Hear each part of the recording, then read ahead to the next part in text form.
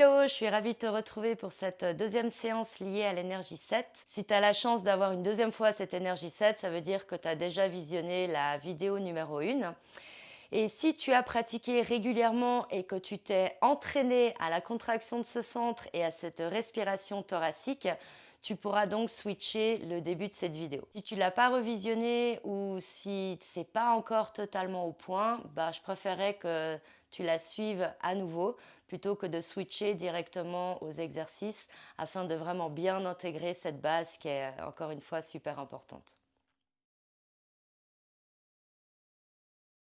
Donc tu vas simplement avoir besoin de ton tapis, de porter une tenue confortable et élastique, pas de ceinture qui te serre, pas de tissu type jeans qui n'est pas élastique.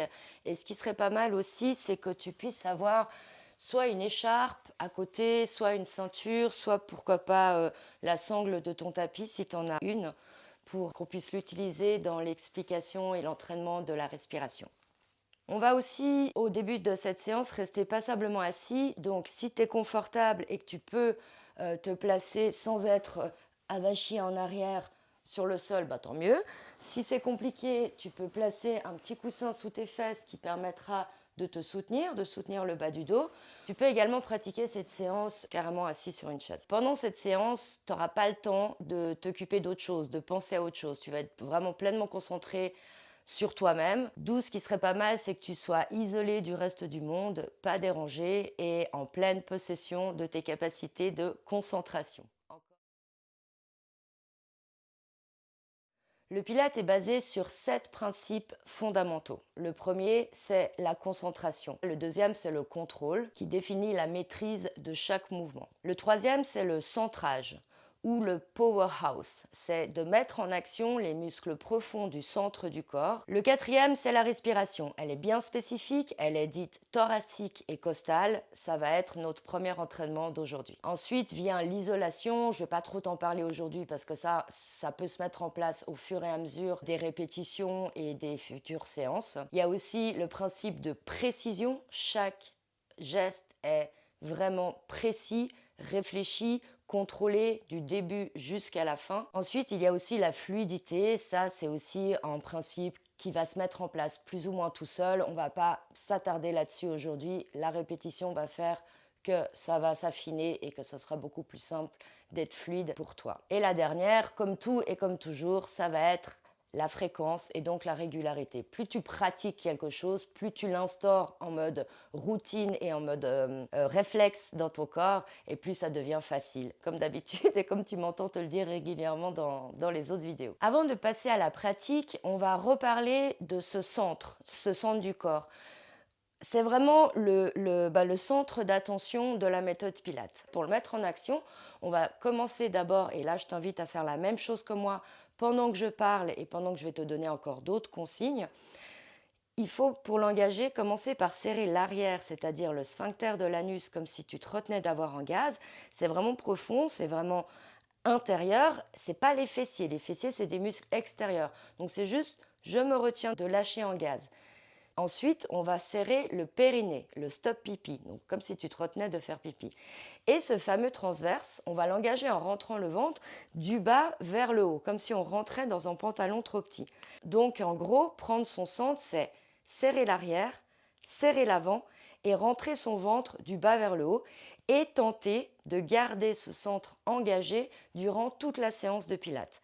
Donc no stress, ça va sans arrêt lâcher, ça se passe comme ça pour tout le monde. Encore une fois, le plancher pelvien, ce n'est pas un muscle qui est endurant, qu'on peut garder contracté pendant des minutes et des minutes.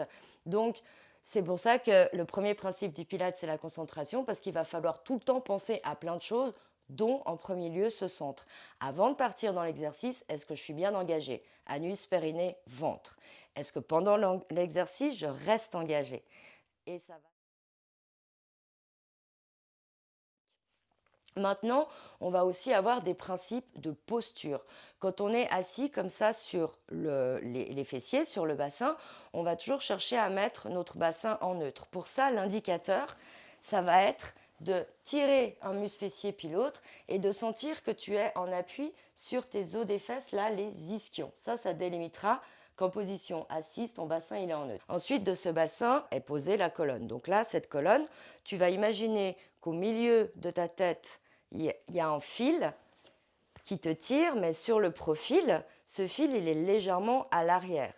Pourquoi? Parce qu'on veut essayer d'effacer légèrement la cambrure cervicale. Donc je t'invite à faire comme moi, mettre une main sur l'occiput, là, la base, la boule du crâne, sur ton menton pour chercher à rentrer légèrement ton menton sans exagérer et tirer l'occiput vers le haut et sentir ce petit stretch qu'il y aurait ici sur ta nuque. D'où pourquoi le fil il est légèrement vers l'arrière. Le fait d'étirer ce fil imaginaire, ça va engager tous tes spinaux, qui sont les muscles qui relient chaque vertèbre l'une avec l'autre et dont leur action, c'est d'ériger la colonne. Donc tu vas déjà travailler ces muscles posturaux. Ensuite, ça va être d'éviter de s'avachir.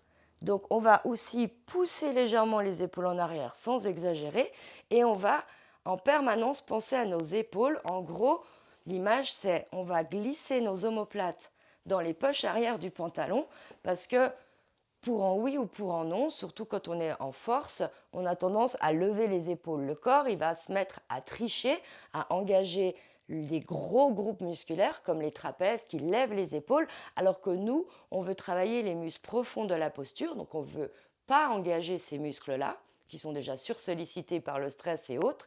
On veut engager les muscles qui maintiennent les omoplates et les épaules vers le bas pour que le milieu du dos reste bien placé. Donc le fait de tirer en permanence tes omoplates vers le bas, tu vas peut-être le sentir aujourd'hui, tu vas en gros engager tes muscles, pour la faire simple, fixateurs d'omoplates. Donc le centre, le plancher pelvien, anus périnée, va engager ton plancher pelvien qui soutient tes organes sexuels. Ton transverse va s'engager par le fait que tu rentres le ventre du bas vers le haut et soutenir le bas du dos, te faire une taille fine et soutenir tes organes vitaux. L'autograndissement va te permettre d'engager tous les muscles posturaux de la colonne. L'abaissement des omoplates te permettra d'engager les muscles posturaux de la colonne dorsale, le milieu du dos, pour éviter d'être arrondi ou de finir bossu. Ça, c'est pour la posture. Et deuxième lieu, la respiration. Donc maintenant, si tu es serré en bas et que tu as aspiré ton ventre, on est d'accord que tu ne peux plus avoir cette respiration classique ventrale. La respiration ventrale, c'est vraiment la respiration classique, la respiration détente. Donc s'il te plaît, la respiration que je vais t'apprendre aujourd'hui, tu l'utilises que quand tu fais des exercices, pas dans la vie de tous les jours. A contrario, quand on est stressé, on a souvent une respiration très haute, une respiration qui fait monter les clavicules, monter les épaules, où le diaphragme, il n'est pas dans son amplitude totale, donc il est tout petit, tout vers le haut, et ça stresse le corps, ça stresse ton système nerveux central. Donc, on va trouver la respiration entre deux, et elle s'appelle respiration thoracique costale. Tu vas aussi pratiquer cette respiration en étant le plus droit. Cherche à te grandir le plus possible et à glisser ses épaules et ses omoplates vers le bas. En gros, on a fermé une boîte en bas et on a aspiré vers le haut. Et en haut, on maintient la descente des épaules et on va donc respirer, on va dire en 3D. Tu vas imaginer que dans ta cage thoracique, on a mis en ballon ou en parapluie. L'ouverture à l'avant du buste est assez classique, donc on ne va pas s'en occuper. Par contre, on va chercher à ouvrir ses côtes sur le côté et dans le dos. Pour ça, je t'invite à placer tes doigts en pince, de les mettre ici sur le bas des côtes, d'avoir le pouce sur l'arrière, ici sur tes côtes, et de mettre une main sur ton ventre. On a donc serré derrière, devant, et on a rentré le ventre du bas vers le haut, on s'est auto-grandi, on a descendu nos épaules. La respiration, elle se passe déjà, inspire par le nez. Expire par l'arrière-gorge et fais de l'air chaud. Comme si tu faisais de la buée sur une vitre ou sur des lunettes. C'est hyper important que tu ne fasses pas le cul de poule et l'air froid, parce que le fait de faire de l'air chaud, ça engage plus tes muscles expirateurs, ça engage plus ton transverse et ça va t'aider aussi dans des moments un peu plus difficiles, quand tu auras de la force. Donc du coup, tu ouvres ta bouche et tu crées ce petit bruit et cet air chaud. Ensuite, cette main sur le ventre va servir de petit coach qui va t'indiquer si tu pousses le ventre ou non. Donc dans l'idéal, tu l'as compris, il faut garder cette main fixe et donc ce ventre rentré. Ici, on va chercher tu peux continuer à respirer, à engager ton centre ou à le reprendre si tu l'as lâché pendant que je te donne ces explications, hein. Donc ici, quand tu vas inspirer et gonfler ta cage thoracique, encore une fois, imagine qu'il y a un ballon à l'intérieur et tu dois sentir cette petite pince, tes deux doigts là, se faire écarter. Cette partie de la peau se faire étirer. Parce que tu vas chercher à mettre de l'air dans les côtés et l'arrière de ta cage thoracique, comme si tu développais une cape ou un parachute dans ton dos. Donc encore une fois, je pense anus, périnée, ventre, épaules basses, autograndissement. J'inspire par le nez, je mets bien de l'air dans ma cage thoracique. Je sens les côtés et l'arrière qui s'ouvrent. Expire par l'arrière-gorge, fais de l'air chaud. Et repense anus, périnée, ventre, épaules omoplates. Ressens les doigts qui se resserrent, les côtes qui se resserrent. Tu peux également mettre tes mains comme ça.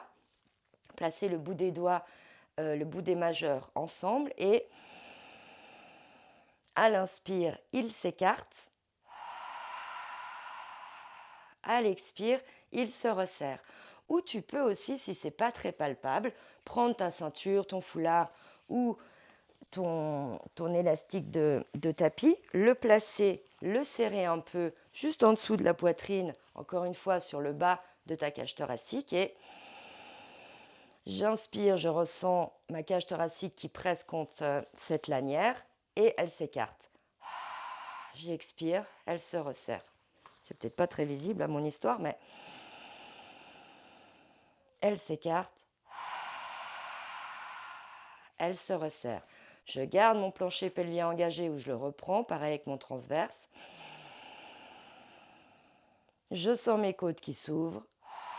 J'expire, je repense anus, périnée, ventre, omoplate, autograndissement et je dégonfle et je dégonfle. Et je peux peut-être déjà ressentir cette contraction, cette espèce de gaine naturelle qui s'engage, qui devient plus dure, qui devient plus forte. Donc voilà ce qu'il en est pour la contraction du centre et la respiration dite thoracique. Donc on va commencer par la chaîne postérieure avec le swimming à quatre pattes. Donc on va se placer à quatre pattes. Placer les genoux bien sous les hanches, les poignets sous les épaules, écarter les doigts au maximum et presser toute la paume, tous les doigts jusqu'au bout. On va mettre un petit accent d'ailleurs sur la pointe des doigts qui devrait devenir blanche. Si tu n'as pas de vernis, ça se voit, afin de répartir le poids du corps sur toute la main et de ne pas appuyer que sur la base des poignets, où ça pourrait devenir un peu douloureux à la longue.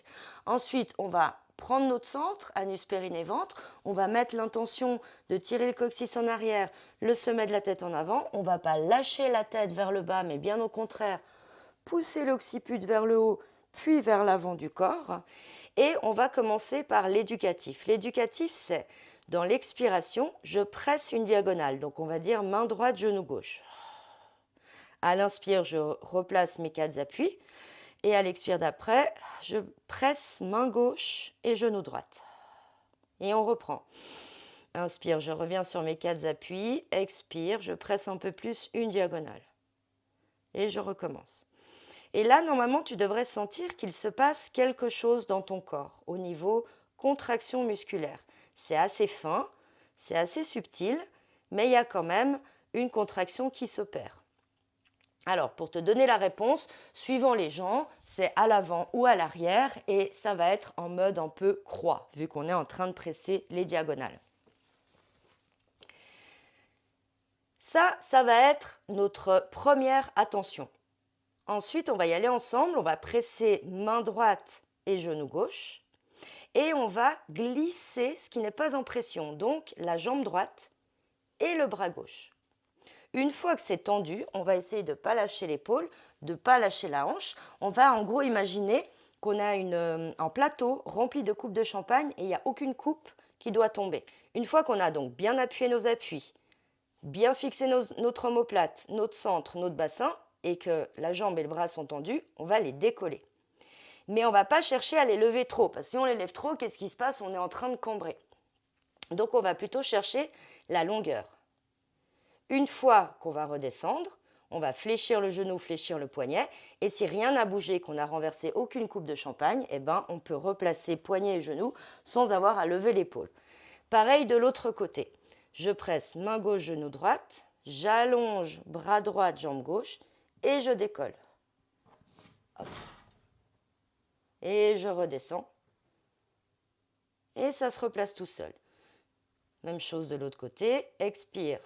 Pression, allongement, décollage, maintien de tous les référentiels. Inspire, descend, glisse. Et ça se replace tout seul.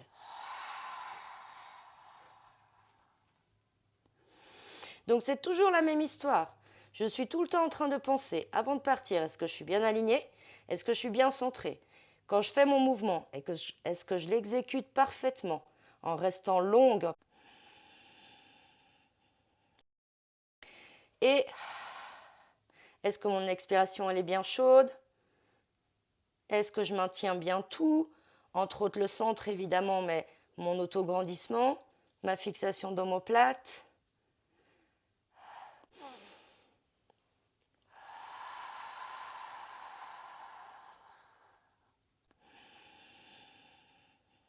Et est-ce que le rythme de mon mouvement est dicté par ma respiration? Parce que c'est vraiment elle qui donne le rythme. Donc si tu as une respiration rapide, ton mouvement va être plus rapide. Si ta respiration est lente, le mouvement va être plus lent. C'est aussi simple que ça. Maintenant, l'idée, c'est quand même d'être dans la lenteur, mais avec les exercices qu'on a fait au début, normalement, ton rythme cardiaque, ta respiration, c'est un petit peu détendu.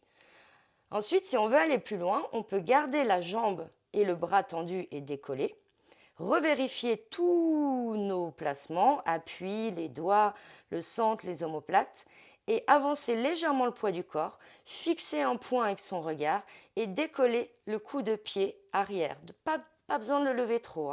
Et là, tu vas voir, tu vas être en déstabilisation totale et que ton but, ça va être de garder ta stabilité. Donc tes appuis, ton centre, ton autograndissement, ton air chaud, ta stabilisation d'omoplate.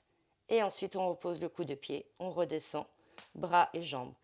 Donc même chose de l'autre côté, je me replace, je vérifie et j'y vais. Je presse, j'allonge et je décolle. On avance un peu, on décolle le coup de pied et on tente de rester 3, 4, 5 cycles respiratoires, ça dépend combien. Tu peux en faire sans lâcher ta bonne posture, ni ta belle respiration, ni ton centre.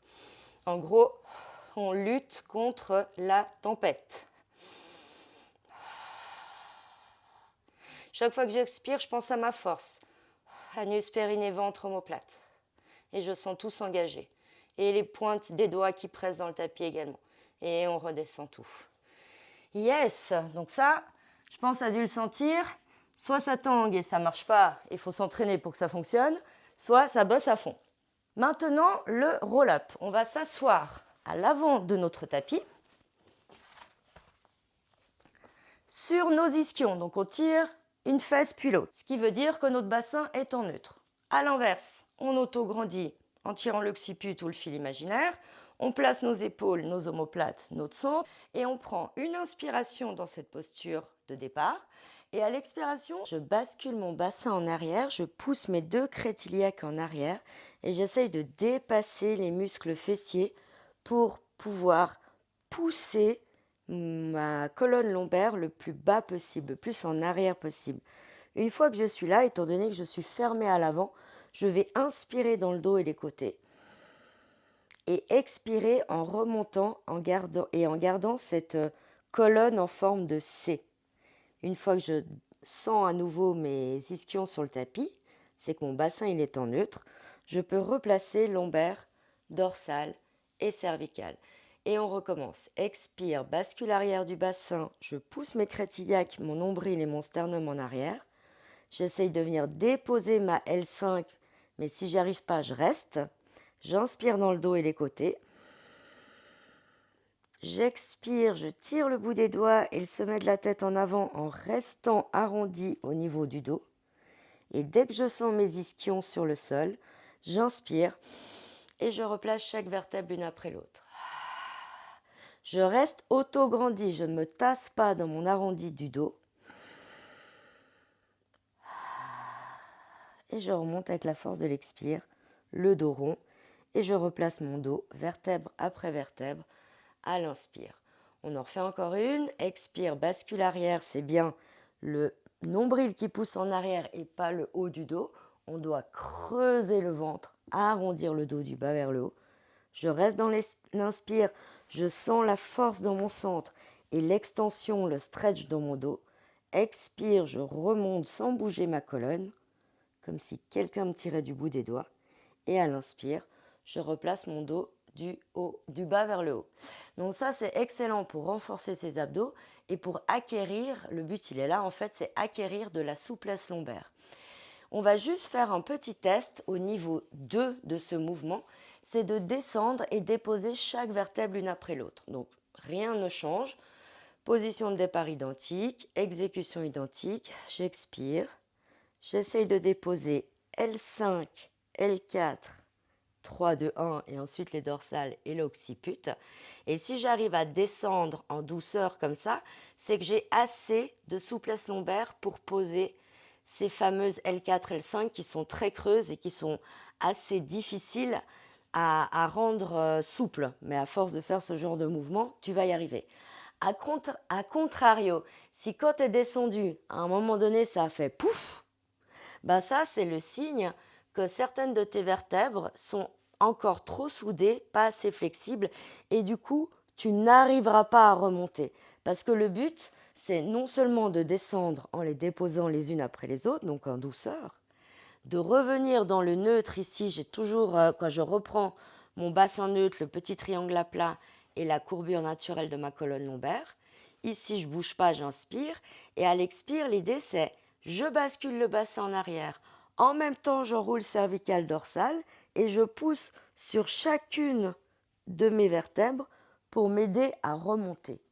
Et si à la descente, tu n'as pas pu déposer ces premières lombaires et que tu es descendu dans bloc, ou comme si tu tombais, ben quand tu vas monter, tu ne vas pas y arriver. Parce que oui, c'est une force abdominale, quoi.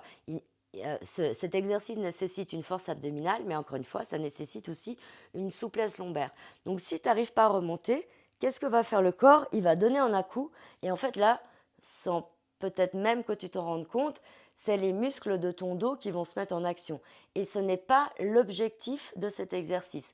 Donc si tu es à deux doigts de pouvoir descendre de manière fluide, mais tu as quand même un petit à-coup, quand tu vas remonter, tu sais que tu vas galérer. Alors tu vas quand même mettre toute l'attention de centrage, bascule du bassin en arrière, décollage des cervicales dorsales, j'essaye d'appliquer mes lombaires, j'essaye de décoller les dorsales les unes après les autres et les lombaires les unes après les autres. Mais à un moment donné, je galère. Au lieu de donner un à-coup avec le dos, tu vas accrocher tes cuisses avec le bout des doigts, écarter tes coudes pour rester arrondi et en fait t'aider, te donner la petite amorce qu'il te manque pour remonter. Mais dans l'idéal, c'est de rester un petit moment dans le niveau 2 et de vraiment apprendre à basculer ce bassin, à dépasser les muscles fessiers et à t'arrondir au niveau lombaire, plutôt que de pousser avec le dos, et là c'est le dos qui me tient. Et là, tu vas rester un petit instant comme ça, le temps d'inspirer dans ton dos et les côtés. Donc c'est assez intéressant parce que tu es obligé d'ouvrir vers l'arrière et les côtés. Si tu ouvres vers l'avant, ça va te redresser et de nouveau, ça va engager ton dos. Mais si tu veux quand même tenter de descendre parce que tu n'es pas loin du but, eh ben vas-y. Cherche vraiment à mettre l'intention et l'attention sur L5, L4. Plus tu vas forcer ton esprit à te mettre sur cette partie du corps, plus il va réussir à se relâcher. Et encore une fois, à la montée, je revérifie mon centre, je bascule le bassin en arrière pour appliquer si possible mes lombaires, je roule mes cervicales et éventuellement je m'aide avec le bout des doigts en ouvrant mes coudes comme si je voulais devenir en ballon. Je reste ronde. Et à l'inspire, là, le dos se contracte et on retrouve une mobilité de la colonne. Donc, on recommence. Le niveau 1, je m'arrête au milieu. J'inspire dans le dos et les côtés. Je remonte arrondi. Et j'inspire, je replace lombaire dorsale cervicale. Le niveau 2, je déroule et je mets beaucoup d'attention à déposer chaque vertèbre.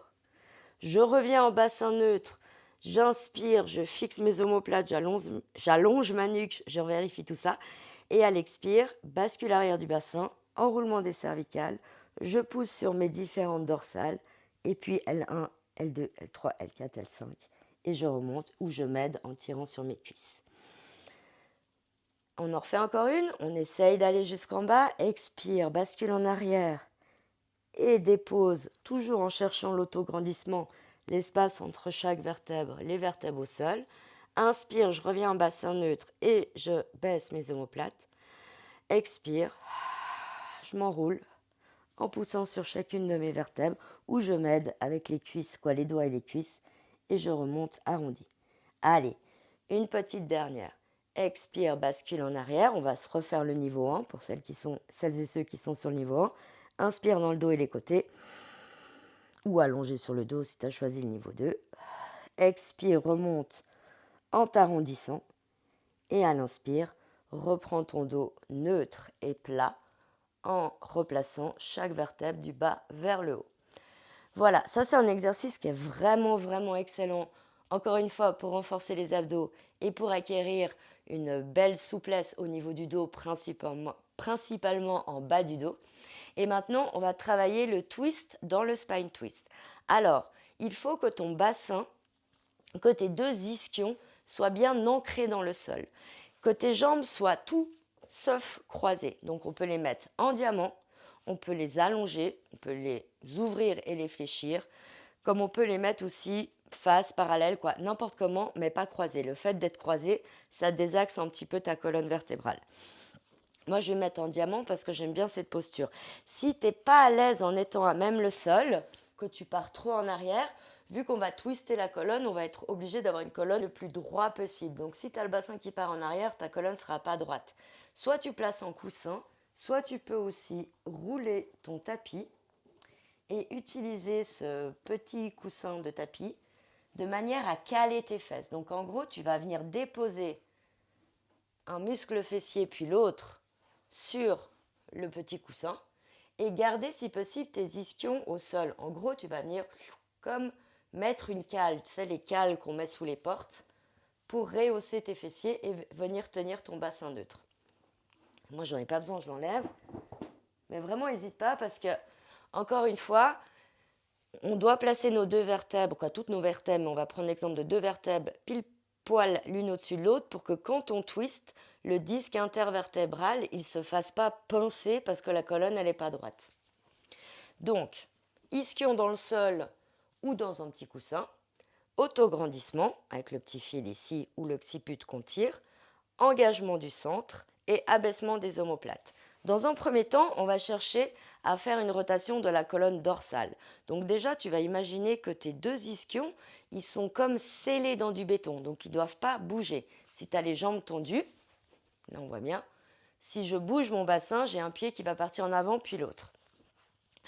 Si je suis en diamant comme ça, je vais peut-être sentir un petit peu aussi, mais ça ne va pas bouger autant. Donc en gros, le plus important, c'est que tu fixes tes ischions comme si tu les scellais dans du béton. Donc le bassin ne bougera pas. Pour ne pas bouger la tête aussi et faire une rotation que dorsale, on va d'abord placer notre nuque avec notre fil, notre occiput, mettre les doigts l'un sur l'autre et venir ensuite placer les deux majeurs sous le menton et les deux pouces sur le sternum. Comme ça, si on bouge la tête, on le sent tout de suite. On va donc inspirer et revérifier centre, autograndissement, abaissement d'omoplate. Et à l'expiration, on va faire une rotation à droite. On va revenir dans une inspire. Et on va penser à tout revérifier. On repart à gauche.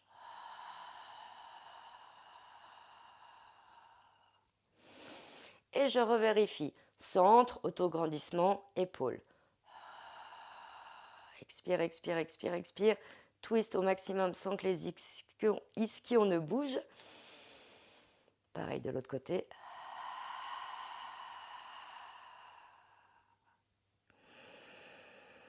Une dernière de chaque côté. Je revérifie mon centre, mon autograndissement, mes épaules et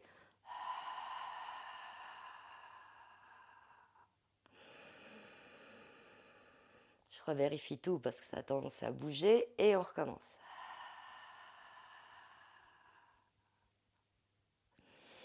Donc cet exercice, il est excellent pour donc la rotation, la mobilité du dos, mais aussi si tu as des tensions ici dans le haut du dos, il va peut-être te faire un petit peu mal au début, mais après, ça va vraiment délier tes tensions. Donc franchement, je te conseille de continuer à le pratiquer. Puis tu n'as pas besoin d'aller trop loin. Tu fais des petites rotations, puis au fur et à mesure, tu verras que ça se délie, puis tu fais des plus grandes. L'idée est toujours d'expirer jusqu'au bout, de sentir comme une contraction, un essorage de tes poumons, et pareil au niveau de la taille. Expire, expire, expire, twist en max sans bouger le bassin. Ça va être plus dur, plus long à ressentir la contraction dans ta taille. Ce que tu vas plus ressentir, c'est vraiment extension, contraction dans le haut du dos et tu vas le ressentir davantage avec cette autre manière de faire avec les bras. Maintenant, on va faire en fait le tir à l'arc. Je te montre juste de profil. Les bras vont être allongés devant. De nouveau, évite peut-être de verrouiller tes coudes parce que souvent quand on verrouille les coudes, on a les épaules qui partent en avant, à moins que tu y arrives. Quoi qu'il en soit, tu fixes tes omoplates en arrière, tu allonges tes bras. Le tir à l'arc, ça va être, je fléchis le coude droite en le descendant, je le tire vers l'arrière et je vais pousser ma main gauche vers l'avant. Donc ça va t'emmener une plus grande contraction ici au niveau du rhomboïde et le rhomboïde de l'autre côté, lui, va se faire super étirer. Par contre, il va falloir que tu gardes ton avant-bras le long de ton buste, pas vers l'extérieur et toujours vers le bas pour éviter de monter ton épaule et de te désaxer. Donc on y va ensemble, on trouve la position qui nous convient le mieux au niveau des jambes, on tire un fessier puis l'autre, on ancre nos ischions, on s'auto-grandit et on allonge les bras devant nous et on abaisse nos omoplates. Centrage, inspire. Je repense à tout. À l'expire, je fléchis mon coude droite, je le descends. Je commence à regarder à droite et je vais même aller regarder loin derrière tout en poussant le bras gauche devant. Et à l'inspire, je reviens. Donc cette fois-ci, on bouge un peu plus la nuque pour pouvoir mobiliser cette partie et étirer également les muscles scalènes, les muscles du cou et peut-être la partie supérieure de ton trapèze. Donc, chaque fois qu'on revient, on y repense. Centrage, autograndissement, épaule omoplate. Inspire et à l'expire, twist. Et je vais regarder loin derrière. Et je vais vider mes poumons. Et je vais tirer le bras gauche devant et à l'inspire, je reviens. Et je replace tout. Et gauche.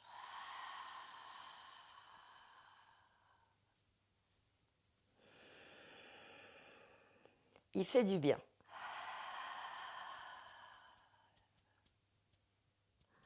Essaye d'aller jusqu'au bout de ta rotation, qu'elle soit dorsale, cervicale, donc on regarde loin derrière, les bras, le coude tire bien derrière, le bras droit tire bien devant, une dernière de chaque côté.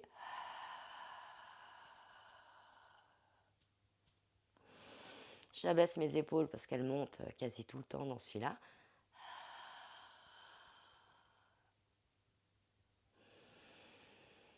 Et voilà, j'ai souri pendant qu'on faisait l'exercice et que je te disais qu'il faisait du bien, parce que je t'avoue franchement que moi au début je ne le faisais pas quand j'ai appris cet exercice, parce que j'avais pas mal de tension dans le haut du dos. Et il me faisait mal, mais il me faisait mal, c'était un truc de dingue, ça me faisait super mal. Puis au bout d'un moment je me suis dit, bon, t'es prof de pilates, t'es quand même, ton devoir c'est d'enseigner tous les exercices, c'est pas parce que celui-là te va pas qu'il faut pas l'enseigner. Donc je l'ai enseigné et du coup je le pratiquais quand je l'enseignais. Et en fait, au fur et à mesure, mes tensions, elles se sont déliées et maintenant je le trouve mais hyper bienfaisant. Les tensions ne sont pas revenues ou si elles ont tendance à revenir, je le fais. Donc tu vois, la preuve qu'à force de faire des mouvements spécifiques à tes petits soucis s'il y en a, ou même pour la globalité de ton corps, pour être en meilleure santé et garder la forme, tu te familiarises avec, tu lâches les tensions, tu renforces là où c'était faible et au final, tu te fais du bien et puis tu continues à progresser parce que bon, là on a vu vraiment les mouvements basiques, mais c'est quand même bien de commencer par cela parce que même quand tu vas être avancé, de revenir de temps en temps au mouvement débutant, c'est toujours bénéfique pour revérifier ton placement, pour mettre un peu plus de précision encore dans ton mouvement parce que plus tu es précis, plus tu es bien engagé, plus ça bosse. En tout cas, j'espère que tu as vraiment ressenti ce travail, que tu as eu du plaisir aussi à créer de la mobilité, à peut-être ressentir des muscles différents, des sensations différentes, mettre en point sur une tension ou sur de la facilité. Peut-être que tu avais la souplesse de lombaire nécessaire pour descendre jusqu'en bas. Quoi qu'il en soit, adapte toujours et encore à ta forme physique du moment et à tes capacités et les capacités de ton corps. J'espère que ça t'a plu, que ça te donne envie d'aller encore plus loin. En tout cas, moi j'ai adoré faire cette séance. Je te souhaite une excellente soirée et une belle journée et à bientôt. Ciao!